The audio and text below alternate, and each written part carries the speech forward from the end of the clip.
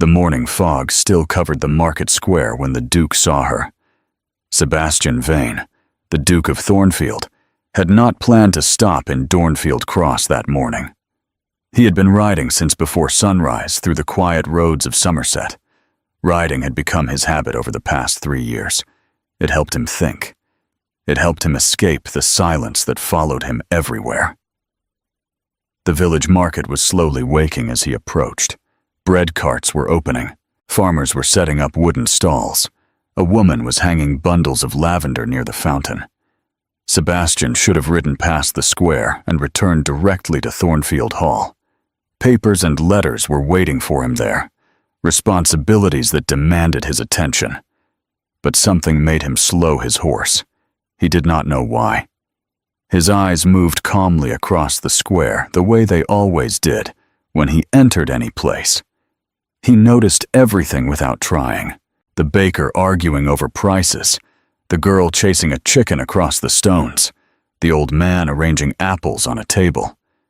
Then he saw her. Sebastian's breath stopped. She stood beside a jeweler's small table near the far wall of the square. Her back faced him, but he knew her immediately. Some people never changed in the memory of your mind, Iris Piton. For a moment, the world seemed to fall silent around him. 3 years had passed since he last saw her. 3 years, 2 months, and a number of days. He had once counted carefully before forcing himself to stop. She looked thinner than he remembered. Her blue dress was simple muslin, nothing like the elegant gowns she used to wear when she attended gatherings with her father. Her dark hair was pinned neatly behind her neck with a ribbon that had loosened slightly on one side. A small, careless detail. She would have fixed it immediately if she had noticed. Sebastian remained perfectly still on his horse as he watched her. Iris placed something carefully on the jeweler's table. Her hands moved slowly, too carefully, as if she were forcing them to remain steady. The jeweler leaned forward and picked up the object. Pearl earrings. Even from across the square, Sebastian recognized them. His jaw tightened. Those pearls had once belonged to her grandmother. He remembered the day her father had given them to her. Lord Edmund Peaton had been ill even then, sitting weakly in his study chair as he placed the small velvet box in Iris's hands. Sebastian had been standing by the window that day. He had not been meant to witness the moment, but he had remained silent while the old man spoke. "They were your grandmother's," Lord Peaton had said softly. "She was the bravest woman I ever knew. I want you to have them." Sebastian remembered the way Iris had smiled through tears. Now those same earrings sat on a jeweler's cloth in the middle of a village market. The jeweler examined them closely before making an offer. Sebastian could not hear the number, but he saw Iris's shoulders shift slightly as she listened. Not a flinch. Something quieter than that. Acceptance. She nodded. No. The word formed clearly in Sebastian's mind. He dismounted before he even realized he had made the decision. The market slowly changed as he walked through it. People noticed him immediately. Conversations lowered. Postures straightened. The presence of a duke always carried its own quiet gravity. Sebastian ignored it. His eyes remained fixed on the jeweler's table. He reached it in less than a minute. The jeweler looked up first. His eyes widened when he recognized the tall figure standing before him. "Your Grace," the man said quickly.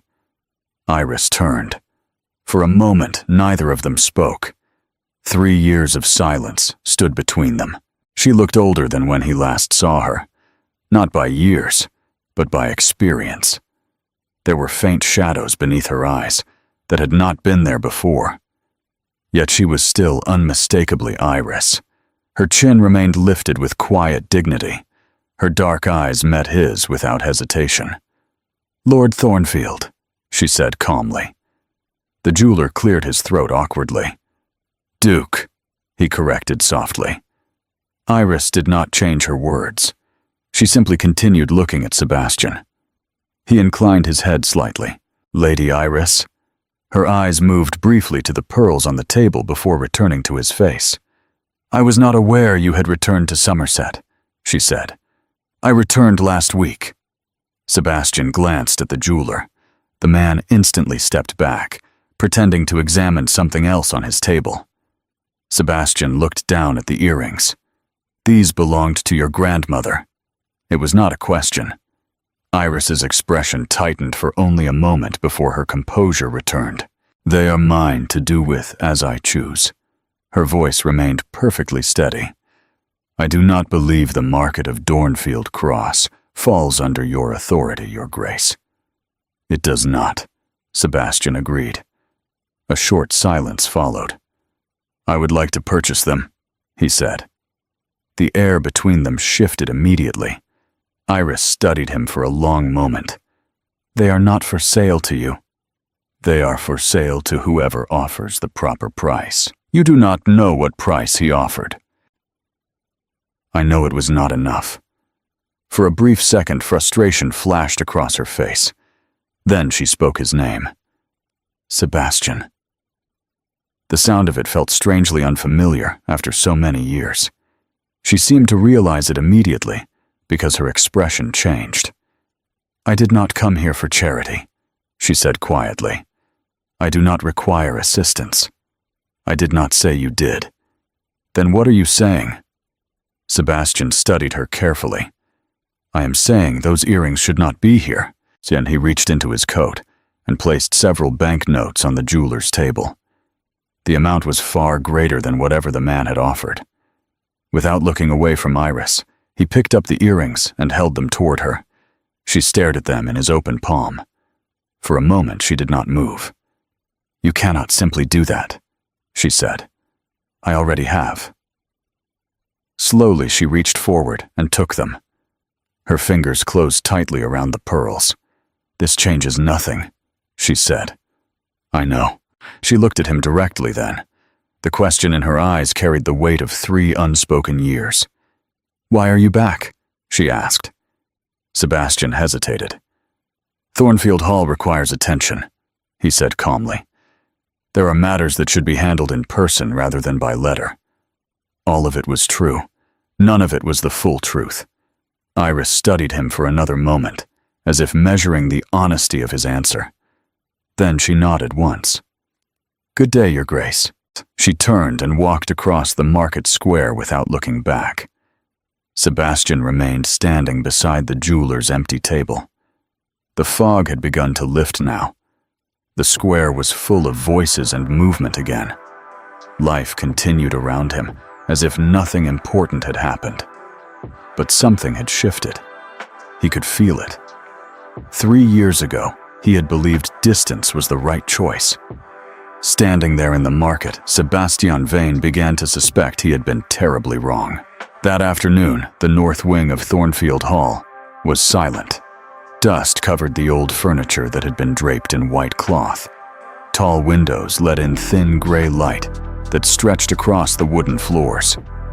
It was the kind of quiet that belonged to rooms that had not been used in years. Sebastian walked through the long hallway alone.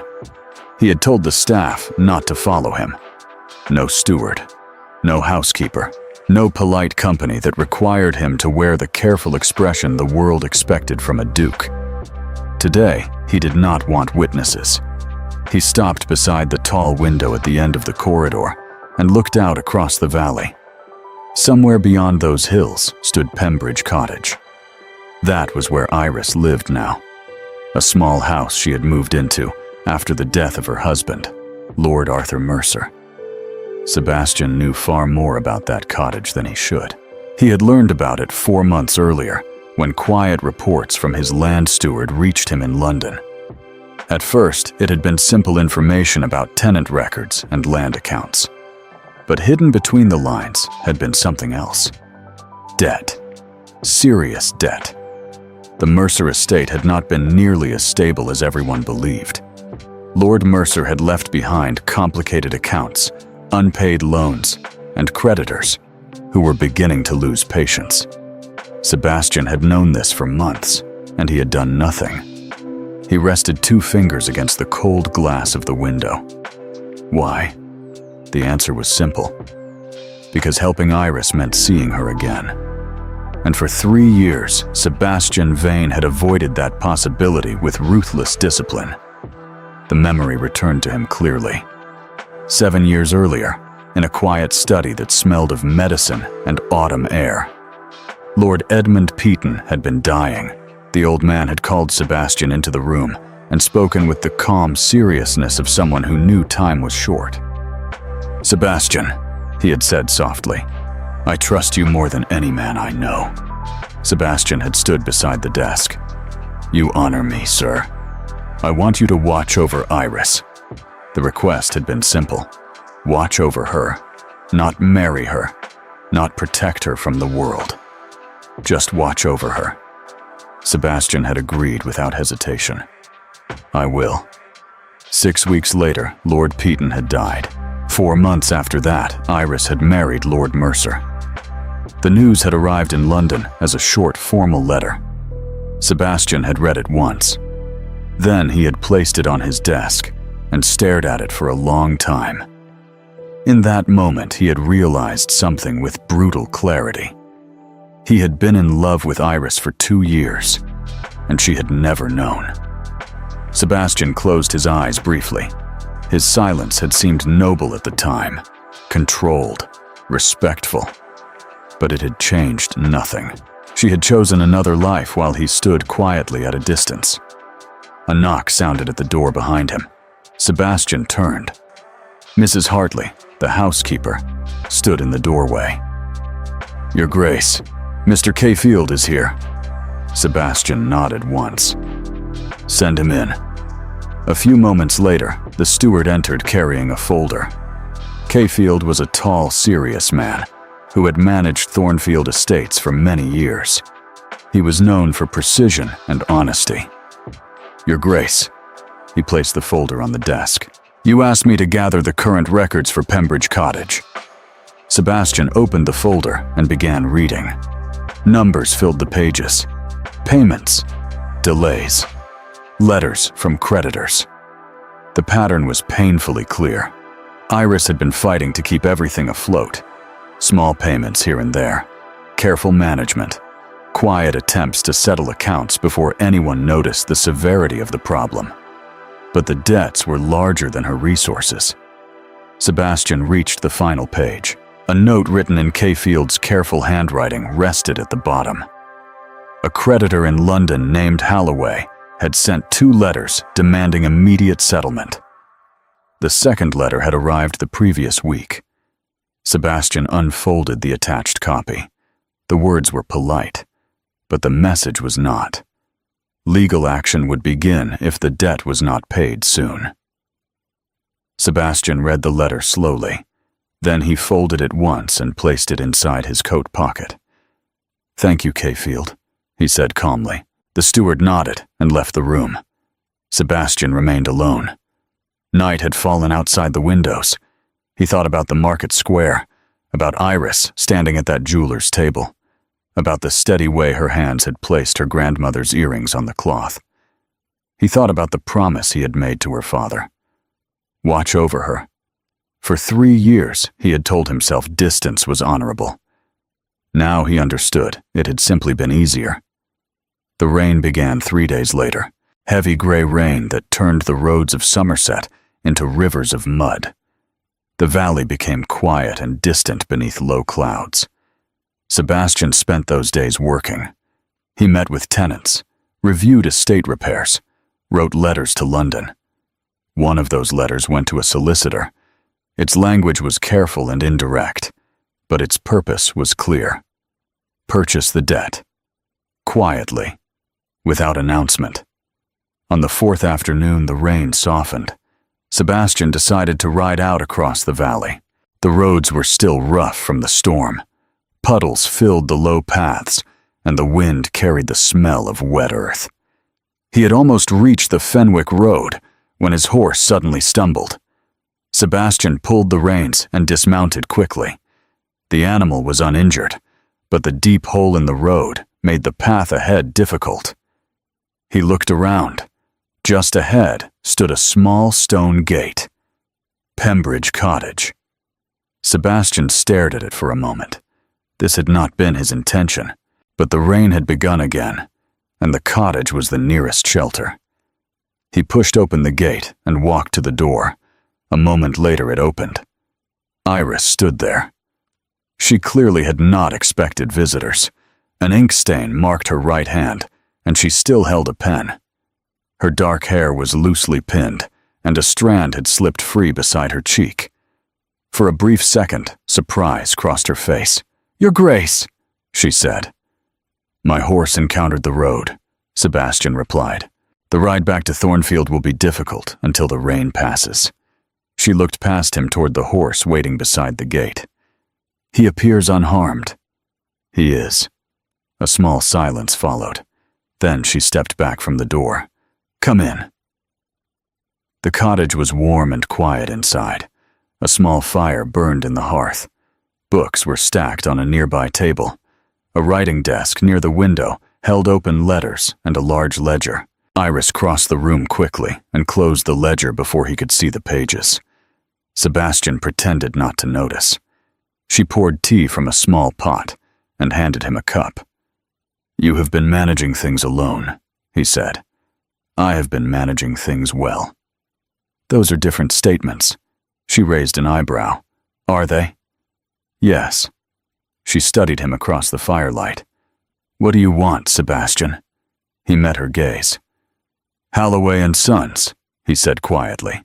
The air in the room changed instantly. Her shoulders stiffened.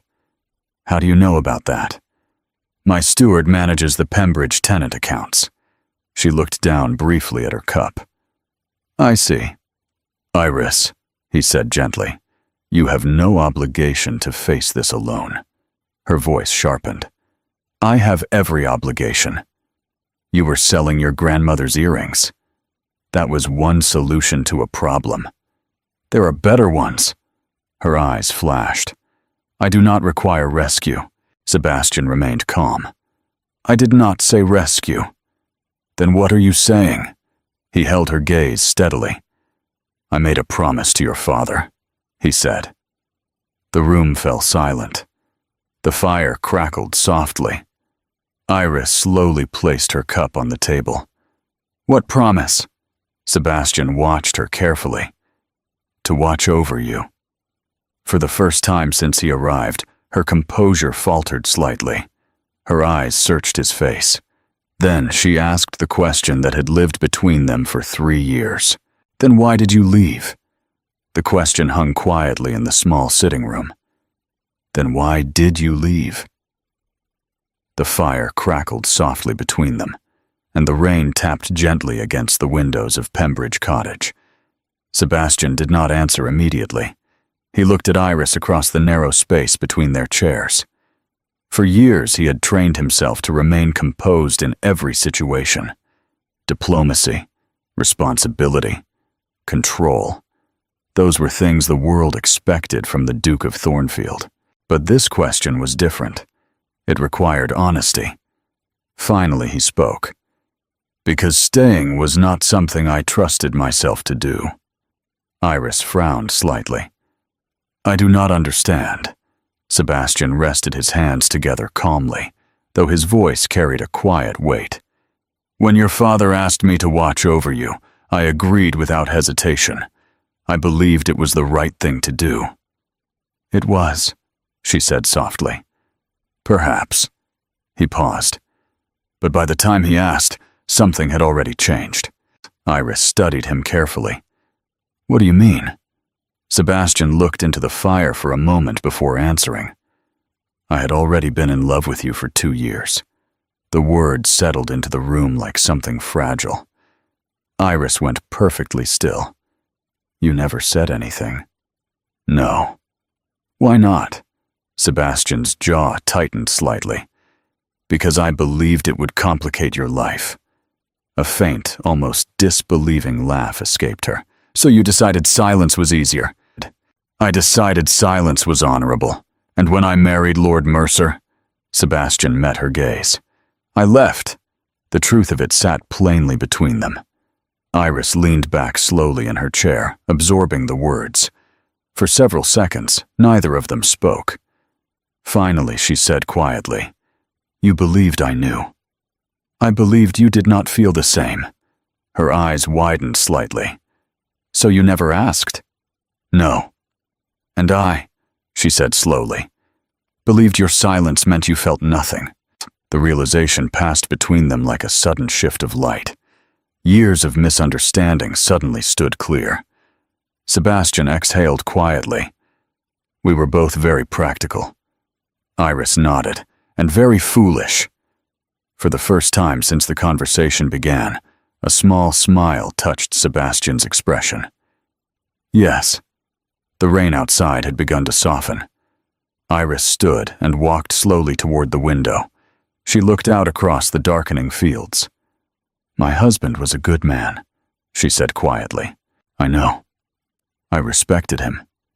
Sebastian did not interrupt. "But I was never in love with him." She turned back toward him. "I think now I understand why." Sebastian rose from his chair. The room felt smaller as he stepped closer. "Iris," he said softly, "I am not telling you this to change your life again." She held his gaze. "You are telling me because it is the truth." "Yes." She studied his face for a long moment. Then she asked quietly, "How long?" 7 years, and the number seemed to settle in the air between them. 7 years, she repeated softly. "Since the winter of 1807. For a moment she said nothing. Then she laughed quietly, shaking her head. 7 years of silence. "I know. You are a very disciplined man, Sebastian. So I have been told." She walked slowly back toward the chair, but did not sit. Instead, she stood beside him. "And what do we do with 7 years now?" Sebastian answered without hesitation. "We begin again." Her expression softened. "Begin what?"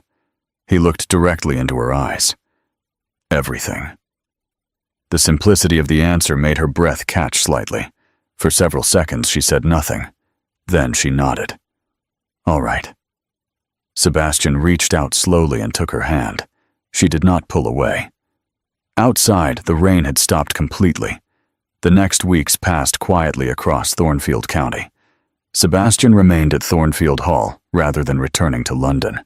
He began overseeing the restoration of the North Wing himself, spending long afternoons reviewing plans and meeting with builders. But there was another change everyone noticed. Lady Iris was often seen at Thornfield. Sometimes she arrived to discuss the restoration plans. Other days, she came simply to read in the library or walk through the gardens. Neither of them rushed anything. 7 years of distance could not be undone in a single moment. But something had changed. One afternoon in early spring, they walked together through the Thornfield Gardens. The roses had just begun to bloom along the old stone wall. Iris paused beside one of the bushes and touched a small pink blossom. "My father loved this garden," she said quietly. Sebastian stood beside her. "He spoke about you often." She looked at him. "He admired you, your sense of duty, your determination." Sebastian gave a faint smile. "He was very generous. He was very precise." The late afternoon sun warmed the garden around them. Iris turned toward him slowly. "You kept your promise," she said. Sebastian shook his head. "Not well. But you are here now." He looked at her carefully. "Yes." For a moment, neither of them moved. Then Sebastian spoke again. "Iris, there is something I would like to ask you." She watched him quietly. "Ask." He took a slow breath. "I intend to remain in Somerset. Thornfield Hall will be my home again." Her eyes softened slightly. "I am glad. But that is not the question." He reached for her hand again. "I would like you to share that life with me." Iris looked surprised. "In what way?" Sebastian's voice was steady. In every way. Realization slowly appeared in her expression. You are proposing. I am. She glanced around the quiet garden. You chose to do this beside a rose bush. It seemed appropriate. A warm laugh escaped her. You could have chosen the library. I thought about it. But I have spent 7 years waiting for the correct moment. He held her gaze. There is no perfect moment. Silence settled gently around them. Finally, Iris spoke. Yes. The word was simple but certain. Sebastian exhaled slowly. He stepped closer and rested his forehead lightly against hers. For a moment they simply stood there among the roses. 7 years, she murmured. 7 years, he agreed. I expect you intend to make up for them. I do.